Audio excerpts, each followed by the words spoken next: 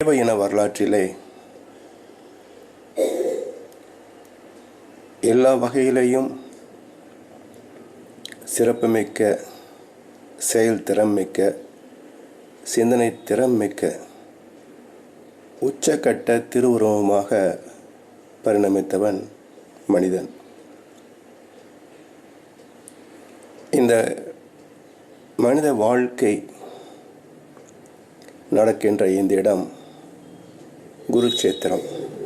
இந்த பூமியே ஒரு குருட்சேத்திரம்.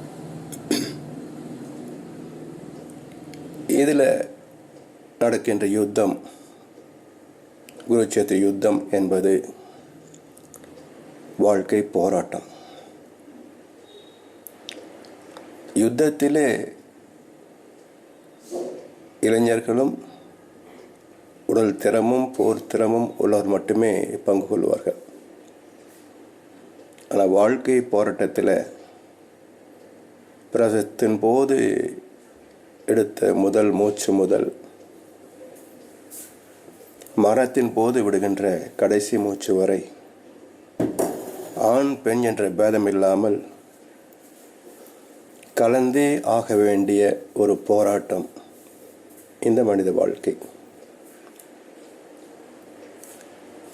அப்படி அமைந்த இந்த போராட்டத்திலே நான் யுத்தம் செய்ய மாட்டேன், கலந்து கொள்ள மாட்டேன் என்று எந்த மனிதனும் தப்பித்துவிட முடியாது, விதிவிலக்கு பெற்றுவிட முடியாது. அப்போ தவிர்க்க முடியாத இந்த வாழ்க்கை போராட்டத்தை எது சந்திக்க விடாமல் மனதை பலவீனப்படுத்துகிறது என்ற ஒரு கேள்வி எழுப்புகின்ற போது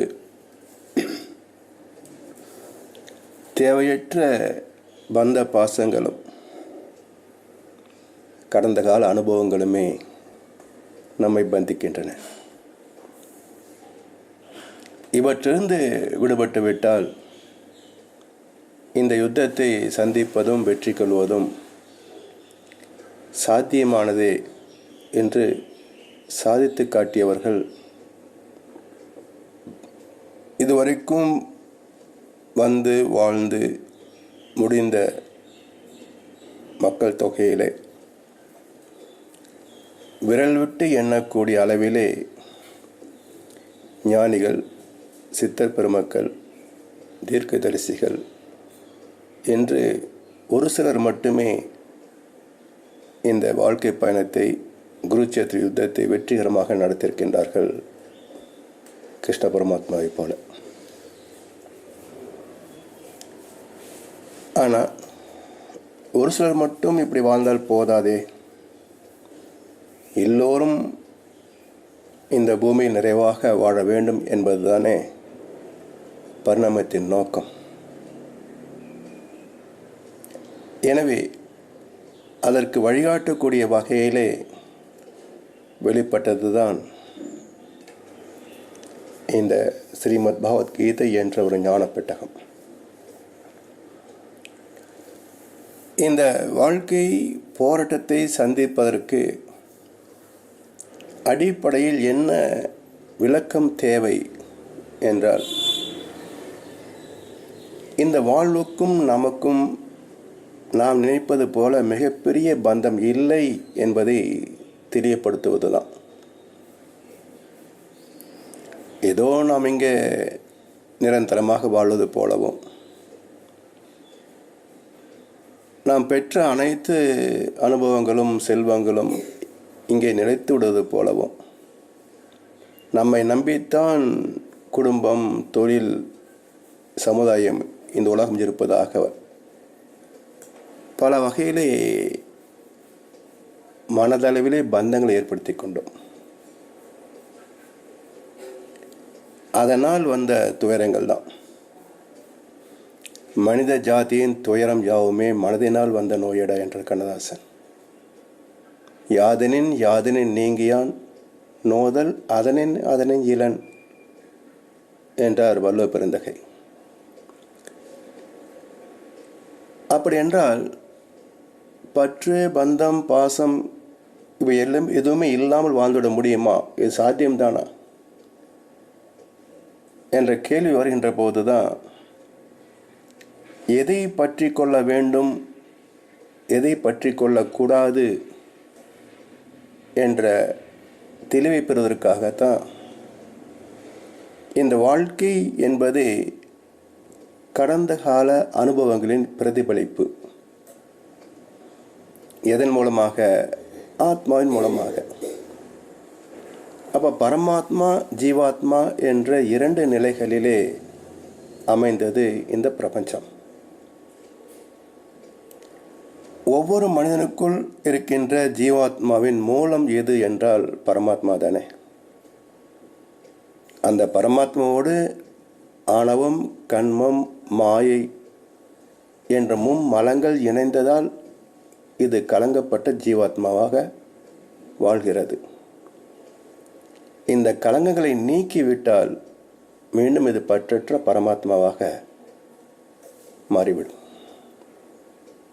அதற்காக சாங்கிய யோகம் என்று ஆத்ம ரகசியத்தை பேசினாங்க. அப்படி வாழ்வதற்கான வாழ்வியலை சொன்ன போதுதான் கர்ம யோகம் என்று 3வது அதிகாரத்தை தந்தார் வியாச பகவான். கர்மா என்பது மனம் சார்ந்த செயல். அதன் விளைவு இன்பம் அல்லது துன்பம். கர்ம யோகம் என்பது தெய்வம் சார்ந்த, அறிவு சார்ந்த, பூர்ண சரணாகதியான பக்குவத்தில் செயல்படுதல். அதனால் அதன் விளைவு இன்பங்கள் மாத்திரமே, வெற்றிகள் மாத்திரமே, நன்மைகள் மாத்திரமே. எனவே கர்ம யோகத்தை கைக்கொள் என்று அறிவுறுத்தியது 3வது அத்தியாயம். அவ்வளவு எளிதில் இது சாத்தியமா? அனைத்து செயல்பாடுகளையும் கிருஷ்ணார்ப்பணமாக செய்துவிடுதல் என்பது அவ்வளவு எளிதில் சாத்தியமாகக்கூடியதா? கடினம்தான், என்றாலும் சாத்தியம். அப்போ அந்த சாத்தியத்தை அடைவது எப்படி? கடினமான பாதையை கடப்பது எப்படி என்ற கேள்வி வருகின்ற போதுதான் 4வது அத்தியாயமாக ஞான யோகம் பேசப்படுகிறது. இதன் தலைப்பு ஞான கர்ம சந்நியாச யோகம் என்று கொடுக்கப்பட்டிருக்கும். இப்போ ஞான கர்ம சந்நியாசம் என்ற தலைப்பின் சிறப்பு என்னன்னு பாருங்க. மகர்ஷி அவர்கள் மனித வாழ்க்கையின் செயல்பாடுகள் கர்மேந்திரியங்கள் மூலமாகவும் ஞானேந்திரியங்கள் மூலமாகவும் அமைந்துள்ளதாக நமக்கு விளக்கியிருக்கின்றார். அவை இணைந்த நிலையிலே 5 வகை செயல்களை நமக்கு விளக்கியிருப்பாங்க. 5 அளவு முறை என்று. அப்போ இந்த கர்மேந்திரியங்களிலும் ஞானேந்திரியங்களிலும் உள்ள அந்த தொடர்பை எப்படி பயன் கொள்ள வேண்டும் என்ப பக்குவத்தை சொல்வது தான் சந்நியாசம். இப்போ சந்நியாசம் என்ற சொல்லுக்கு பொருள் விட்டு விட்டு ஓடுவது என்பது தான்.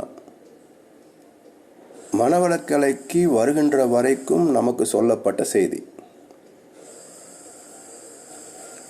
இங்கு வந்த பிறகு தான் மகர்ஷி விளக்கினார்கள், விட்டு விட்டு ஓடுவது சந்நியாசம் அல்ல. காவி கட்டி கொண்டு மடத்திலே அமர்ந்து கொண்டு கண்ணை மூடிக்கொண்டு செய்வதல்ல தவம். அறத்தாற்றின் இல்வாழ்க்கை ஆற்றின் புறத்தாற்றில் போய் பெறுவது எவன் என்று கேட்டாரே வள்ளுவ பெருந்தகை. அதன் வழித்தொடராக சாமி சொன்னாங்க, உறவிலே கண்ட உண்மை நிலை தெளிவே துறவு. உறவிலே கண்ட உண்மை நிலை தெளிவு. அப்ப என்ன உண்மை நிலை? அதை அறிவதால் என்ன தெளிவு நமக்கு பிறக்கக்கூடும் என்று சிந்திக்கின்ற போதுதான் எண்ணம், சொல், செயல் என்று அமைந்த வாழ்க்கை முறையில் கர்மேந்திரியங்களையும் ஞானேந்திரியங்களையும் பயன்கொள்கின்றோம். அப்போது இந்த கர்மேந்திரியங்கள் அதில் நம்ம எப்படி சந்நியாசத்தை கொண்டு வருவது, ஞானேந்திரியம் அதில் எப்படி சந்நியாசத்தை கையாள்வது? அப்போ ஞான கர்ம சந்நியாச யோகம் என்றால் ஞான சந்நியாசம், கர்ம சந்நியாசம் என்ற 2 அமைப்புகள் இதில் உள்ளன. இதில் கர்மேந்திரியங்கள் என்பது என்ன? செயல் கருவிகள் என்று புரிந்திருக்கின்றோம். ஞானேந்திரியம் என்பது உணர்கருவிகள் என்று விளங்கியிருக்கின்றோம். இன்னும் கொஞ்சம் ஆழமாக சிந்தனை செய்தால்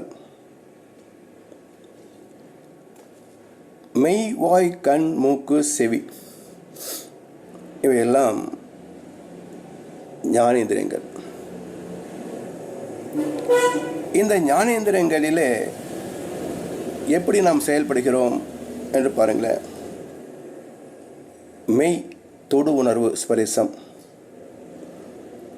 அதனுடைய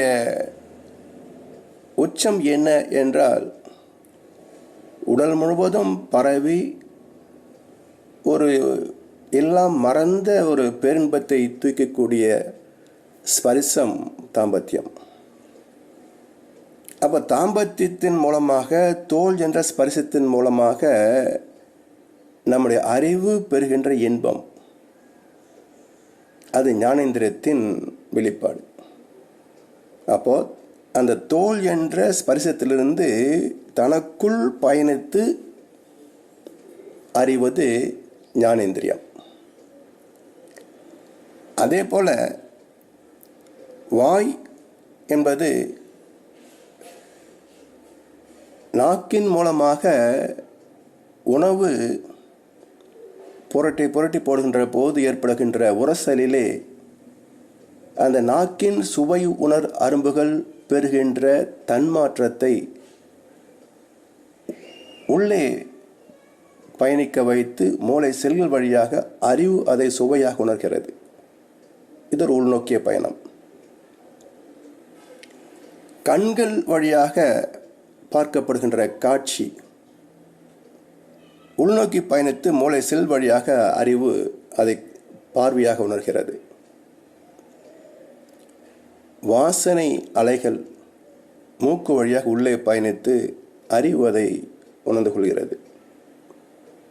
அதே போல் ஓசைகளை காது வழியாக உள்நோக்கி பயணித்து அறிவு அதை உணர்கிறது. அப்போ ஞானேந்திரியங்கள் என்பது தன்னுள் பயணித்து அறிவு உணர்கின்ற அனுபவத்திற்கு துணை செய்பவை ஞானேந்திரியங்கள். இதற்கு மாறாக கர்மேந்திரியங்கள் என்ன செய்கிறது பாருங்க. கைகள், கால்கள், வாய், இருவாய், கருவாய், 5 கர்மேந்திரியங்கள். இப்போ கைகளும் கால்களும் செயல் செய்கின்ற போது அது வாழ்க்கை மேன்மைக்கும் உடல் தேவைகளை நிறைவு செய்வதற்கும் பயனாகின்றன. அதை உழைப்பு என்ற ஒரு வகையில் சொல்கின்றோம். கடமைகள், உழைப்புன்னு சொல்கின்றோம். அடுத்து 3வது புலன் வாய் வழியாக ஒன்று நாக்கு உணவை உணர்ந்த ஒன்று, இன்னொன்று உயிர் மையங்களிலிருந்து வெளிப்படுகின்ற காந்தலைகளை, அந்த காந்தலையின் தன்மாற்றமாகிய அதிர்வுகளை நாக்கின் அசைவோடு உதடுகள் உச்சரிக்கின்ற போது ஓசையாக சொல்லாக வெளிப்படும். அப்போ சொல் இது நாவினுடைய வெளிப்பாடு, அதாவது உதடுகளிலிருந்து வெளிப்படுவது சொல், இது வெளிப்பாடு. எருவாய் உடலின் கழிவுகள் உடலை விட்டு வெளியேறுவது, மலத்தை நீக்குவது செயல், வெளிப்பாடு. கருவாய் தாம்பத்தியத்தின் போது வித்து சக்தி உடலிலிருந்து வெளியேறுகிறது. இது வெளியே போகின்ற செயல். அப்போ கர்மேந்திரியங்கள் என்பது உடலிலிருந்து வெளியேறி பயன்பெறுவது, அது கர்மேந்திரியங்கள். அப்போ ஞானேந்திரியங்கள் தனக்குள் பயணிப்பது, கர்மேந்திரியங்கள் தன்னிலிருந்து வெளிப்படுவது. இவற்றிலே அளவுமுறை காப்பது சந்நியாசம். எப்படி அளவுமுறை காப்பது என்றால், இப்போ ஞானேந்திரியங்கள் எடுத்துக்கொள்ளுங்களேன். தாம்பத்தியத்தின் அளவுமுறை மீறினால் உடல் தாக்கப்படும், சோர்வாகும். அது மட்டுமல்ல, வித்து சக்தியின் வெளிப்பாடு 27 குழந்தைகள் வரைக்கும் உருவாக்கலாம். அப்போ தோல் மூலம் துடுணர்வு அளவு முறையில் பயன் கொள்வது, இது கர்மேந்திரத்திலே அளவுமுறை. இப்படி இந்த ஞானேந்திரியம் கர்மேந்திரம் என்ற இரண்டையும் இணைத்து செயல்படுகின்ற போது தான் மகரிஷி அவர்கள் 5 வகை செயல்களிலே அளவுமுறை: உணவு, உழைப்பு, உறக்கம், தாம்பத்தியம், எண்ணம் என்று வகுத்தாங்க. இப்போ உணவிலே அளவுமுறை தேவை என்பது நமக்கு தெரிந்தது தான். அதில் உழைப்பில் அளவுமுறை என்பது என்ன என்றால், உழைப்பின் வெளிப்பாடு தானே நம்ம வருமானம். பொதுவாக நம்ம ஹெல்த் இஸ் வெல்த் என்று பேசுவோம். நோயற்ற வாழ்வே குறைவற்ற செல்வம் என்பது. இதனுடைய மறு சிந்தனை என்னன்னு பாருங்களேன். Health is converted into wealth through labour. உழைப்பின் மூலமாக ஆரோக்கியம் செல்வமாக மாற்றப்படுகிறது. அப்போது இதில் அளவுமுறை என்ன என்றால், எவ்வளவு ஆரோக்கியத்தை நாம் செல்வமாக மாற்றலாம். How much health we can convert into wealth. இந்த ரேஷியோ தெளிவாக விளங்கி கொண்டு விட்டால் உடல் ஆரோக்கியத்தையும் செல்வத்தையும் சிரமமில்லாமல் அனுபவிக்கலாம். அந்த விகிதாச்சாரத்தை சரியாக கணிக்க முடியுதா பாருங்கள். அதே போல் வாய் வழியாக அளவுமுறை என்ன என்றால், உணவு உண்ணுதல் ஒன்று பார்த்துட்டோம், இன்னொன்று சொல், பேச்சு. இதில் சொற்களிலே அளவுமுறை என்ன என்றால், முறை இனிமை காப்பது, அளவு வார்த்தைகளின் எண்ணிக்கை. எப்படி பேச வேண்டும் என்பதற்கு வள்ளுவ பெருந்தகை ஒரு குறிப்பை சொன்னார். இந்த கடலை போடுறதுன்னு ஒரு வார்த்தையை நம்ம பயன்படுத்திகிட்டு இருக்கோம். ஏதோ இந்த இளைஞர் கூட்டம் தான் கண்டுபிடித்ததாக நாம் நினச்சிருக்கிறோம். ஆனால் இந்த கடலை போடுறதுன்ற வார்த்தையை முதலில் அறிமுகப்படுத்திய மகன் வள்ளுவ பெருந்தகை. அவர் என்ன சொல்கிறாருன்னா, சிலருடைய வார்த்தைகள் கடலை போல் பெரிதாக தோன்றும், ஆனால் உள்ளே பருப்பு சின்னதாக இருக்கும். இன்னும் சில கடலைகளிலே அந்த மேல் தோற்றத்திற்கும் உள்ளே இருக்க பருப்பு மிகச் சின்னதாக இருக்கும். இன்னும் சிலவற்றிலே பருப்பே இருக்காது, பூஞ்சியாக இருக்கும். ஆனால் நெல்மணியின் அளவு என்னவோ கிட்டத்தட்ட அதே அளவு அரிசி உள்ளே இருக்கும். அப்போ சான்றோரது பேச்சு நெல்மணியைப் போல், பக்குவம் இல்லாதவன் பேச்சு கடலை போல என்றார் வள்ளுவ பெருந்தகை. அப்போ இதில் என்ன அளவு முறை என்றால், அந்த வார்த்தைகளை எண்ணி பேசுகின்ற போது இனிமை காக்கப்படும். அந்த இனிமையினால் உறவு நட்பு மேன்மை அடையும். இனிமை கெட்டால் பகை தோன்றும். எனவே வாய் வழியாக உணவையும் அளவு முறையில் பயன் கொள்ள வேண்டும், வார்த்தைகளையும் சிந்தித்து பயன் கொள்ள வேண்டும். அதனால் யா காவாராயினும் நா காக்க என்றார். இது தின்னும் கெடுக்கும், பேசியும் கெடுக்கும். அடுத்தது உணவு, உழைப்பு, உறக்கம் நல்ல உடல் ஓய்வை கொடுக்கிறது, மன நிறைவை கொடுக்கிறது. அது மட்டுமல்ல, மெட்டபாலிக் சிஸ்டம், உடலின் வளர்சிதை மாற்றத்தை சீர்படுத்துகின்ற நேரம் உறக்கம். அதே போல் தாம்பத்தியம். அடுத்து எண்ணம். இது எப்படி செயலாகிறது என்றால், இது இரண்டுமே அகச்செயல். நல்ல எண்ணங்களாகட்டும் தீய எண்ணங்களாகட்டும் இது வெளியே தெரியாது, அகச்செயல். அதற்கு தனியாக ஒரு அத்தியாயத்தை கொடுத்துருக்கிறாரு வியாச பகவான். அதுக்கு சந்நியாஸ் யோகம் என்று அடுத்த அத்தியாயம். எனவே கர்மேந்திரங்கள் 5, ஞானேந்திரங்கள் 5, மூளை, அறிவு, அனுபவம் அனைத்தும் இணைந்தது தான் செயல்பாடுகள் 5. பஞ்சபூதங்கள் பஞ்ச கர்மேந்திரியங்கள், பஞ்ச தன்மாத்திரை பஞ்ச ஞானேந்திரியங்கள். சந்நியாசம் என்பது அளவு முறை. அப்போது ஞான கர்ம சந்நியாஸ் யோகம் என்றால் உணர்கருவிகளிலும் செயல் கருவிகளிலும் அளவு முறையோடு பயன்படுத்துகின்ற யோகம்.